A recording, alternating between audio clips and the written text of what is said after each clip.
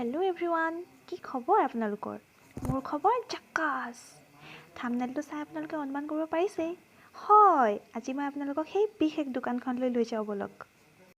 এইখন থানা আৰু তাৰ ফ্ৰণ্টতে এনেকৈ দুয়ো মিলি ব্যৱসায়ত নামিছে দুয়ো। এয়া বাইদেউ, মই প্ৰথমে তেখেতৰ পৰা জানিবলৈ চেষ্টা কৰিম। হয়, নমস্কাৰ। নমস্কাৰ। আপোনাৰ দোকানলৈ আহিছোঁ। সঁচাকৈ খুব ভাল লাগিছে, দুয়োজনে মিলি ইমান ধুনীয়াকৈ দোকানখন সজাই ৰাখিছে। কালেকশ্যনবিলাক মই গ্ৰাহকক দেখাম। আচলতে মোৰ যিসকল বন্ধু বান্ধৱী আছে তেওঁলোকক মই দেখাম। প্ৰথমেই মই হয় প্ৰথমেই মই জানিব বিচাৰিছোঁ কেনেধৰণৰ কি কালেকশ্যন ৰাখিছা? তেনেধৰণৰ মানে বৰ্তমান এতিয়া মই হেণ্ডমেডৰ মিক্স পাট, হেণ্ডমেডৰ এচি কটন, তাৰপাছতে আৰু তোমাৰ এই তেনেকুৱা ধৰণৰ আৰু মেচিন মেডো কিছুমান ধৰক আজিকালি যিহেতু স্লেব কটন, এচি কটন এইবিলাক খুবেই প্ৰচলিত হৈছে বৰ্তমান। তেনেকুৱা আৰু পলিপাট আছে। স্লেব কটন বুলি কয় যিটো এইযোৰ আছে 750 এইযোৰ দাম আছে 750 স্লেব কটন। হয়, সঁচাকৈ একেবাৰে খুবেই মানে কম দাম ক'বলৈ গ'লে। আজিকালি দামত এইটো দামত খুব ভাল কাপোৰ এযোৰ খুবেই কমেই পোৱা যায়। এচি কটন 650 এইযোৰ হেণ্ডমেডৰ এচি কটন চাগে আৰু এইবিলাক আছে 750 আৰু এইবিলাক আছে এৰী ঘিচা, এযোৰ হৈছে এৰী ঘিচা কাপোৰ এনেকুৱাকৈ থাকিব। প্ৰাইচটো এইযোৰ হৈছে 1500। খুব ভাল লাগিছে এনেকৈ তুমি যে ঘৰতে বহি নাথাকি সৰু সুৰাকৈ হ'লেও এটা ব্যৱসায়ত নামিছা।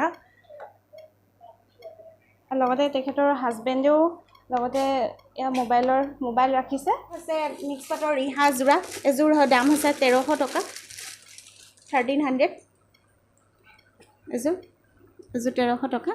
খুব ধুনীয়া এটা কালাৰ, খুব ধুনীয়া কালাৰটো আৰু তাতে মিনা কৰা। হয় মিনা কৰা আছে নহয়? পিংক মিনা হয়। খুব ধুনীয়া, তোমাৰ কালেকশ্যনবিলাক বিৰাটেই ভাল লাগিছে। এইযোৰ আছে এচি কটন, যিহেতু এতিয়া এচি কটন হেণ্ডমেডৰ এচি কটনটো খুব চলিছে। এইটো এটা এচি কটন আছে, হেণ্ডমেডৰ হয় এইবিলাক। আৰু এইবোৰ মিচিং মেড যোৰা নে কিবা কয় চাগে, মই ঠিক নহয়, মিচিং গেৰ পদ্মিনী বুলি কয় এইবিলাক।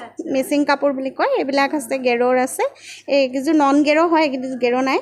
আৰু এইবিলাক হৈছে গেৰ। আৰু এটা কথা, এইপিনে তুমি স্কিন পেইণ্টিং কৰা নেকি? মানে তুমি নিজে কাপোৰ ৰেডি কৰা এনেকুৱা কিবা হয় নেকি? ডিজাইন কৰা?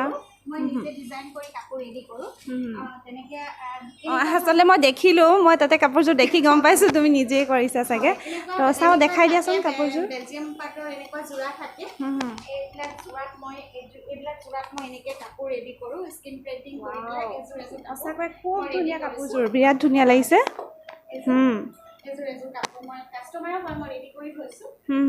তুমি মানে কি এনেকুৱা নেকি যে তোমাক কোনোবাই অৰ্ডাৰ দিলে তুমি কাপোৰযোৰ বনাই দিব পাৰিবা নেকি? মই বনাই দিওঁ। এইযোৰ আৰু এযোৰ আছে, মই দেখুৱাই দিওঁ পিংক কালাৰৰ। এইযোৰ আছে পিংক কালাৰত, এইযোৰ মই ৰেডি কৰিছোঁ পিংক কালাৰত। এনেধৰণে দহি কৰি দিয়া হৈছে, পিংক কালাৰ স্কিন পেইণ্টিং কৰি দহি কৰি দিয়া হৈছে।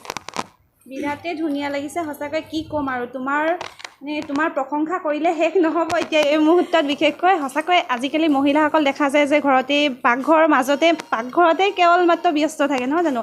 তাৰ পাছতো তুমি পাকঘৰৰ তোমাৰ ল'ৰা ছোৱালী জঞ্জাল, তোমাৰ পৰিয়াল আছে, তাৰ পাছতো তুমি এনেকৈ সৰু সুৰাকৈ হ'লেও এটা ব্যৱসায় আৰম্ভ কৰিছা। তাৰ উপৰিও কি কৰিছা, নিজেই কিছুমান ডিজাইন কৰি এনেকৈ কাম কৰি আছা। সঁচাকৈ বিৰাটেই ভাল লাগিছে। যিসকল খোৱাঙৰ বা ওচৰ পাজৰৰ বান্ধৱী আছা, তোমালোক আহিব পাৰিবা দোকানলৈ, আৰু নহ'লেও ফেচবুকত চাৰ্চ কৰি বাইদেউৰ কালেকশ্যনসমূহ চাব পাৰিবা।